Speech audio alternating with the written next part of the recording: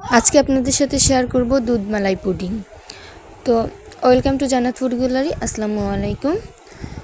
চলেন মূল রেসিপিতে চলে যাই, কিভাবে সহজেই বাসায় এই গোপন টিপস ফলো করে দুধ মালাই পুডিং বানানো যায়। তো এখানে আমি প্রথমেই দুধ নিয়েছি, এখানে গরুর খাঁটি দুধটাই আমি নিয়েছি, আপনারাও চেষ্টা করবেন খাঁটি দুধটাই নেওয়ার। তারপরে আমি এখানে দিয়ে দিলাম পাউডার মিল্ক। আমি আগেই ঠান্ডা দুধের সাথে ভালো করে সবগুলো উপকরণ মিশিয়ে নিব, তারপর জাল করব। এখন আমি দিয়ে দিচ্ছি পরিমাণ মতো চিনি। আপনারা যে যেমন মিষ্টি পছন্দ করেন তেমনটাই দিবেন। আমি এখানে 1 কাপ পরিমাণ চিনি দিয়েছি। চিনি দিয়ে আবার ভালো করে সবগুলো উপকরণ মিশিয়ে নিচ্ছি।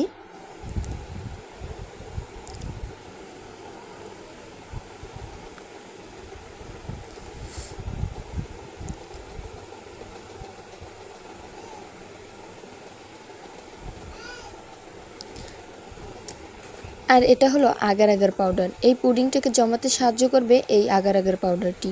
তো পুডিংয়ের সামান্য বুঝে দিতে হবে। তো আমি এখানে আমার কাছে 1 চা চামচই ছিল, সেটাই আমার লেগেছে। আমি পুরো 1 চা চামচ আগার আগার পাউডার দিয়ে দিলাম।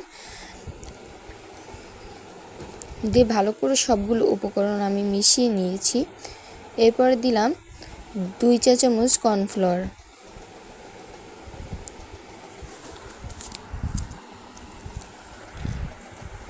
সবগুলো উপকরণ আমি দুধের সাথে ভালো করে মিশিয়ে নিচ্ছি।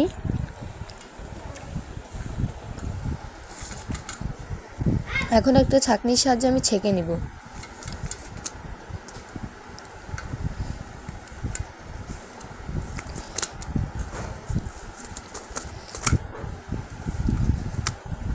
তারপর এটাকে আমি চুলায় জাল করতে নিয়ে যাচ্ছি।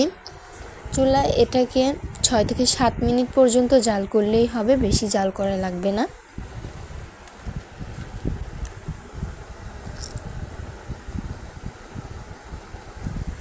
আর এটা কিন্তু জাল করার সময় বারবার নেড়েচেড়ে দিতে হবে যাতে নিচে না লেগে যায়।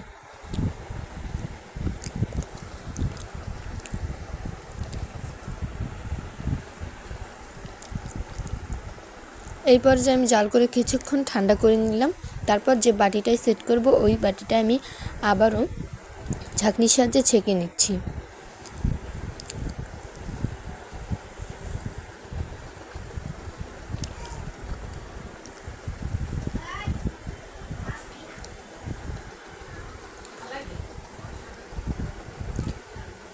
আর এই তো তৈরি।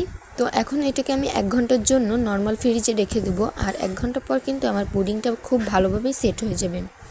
তো 1 ঘন্টা পর ফিরে আসলাম, আর দেখতেই পাচ্ছেন কত সুন্দরভাবে পুডিংটা সেট হয়েছে। এখন আমি একটা ফ্রিজে এটাকে সার্ভ করে নেব।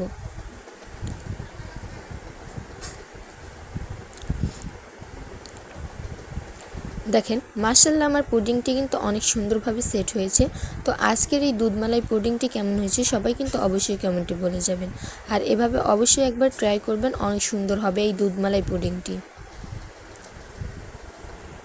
তো আজকের ভিডিও এই পর্যন্তই, দেখাবে নেক্সট একটা ভিডিওতে। সবাইকে আল্লাহ হাফেজ।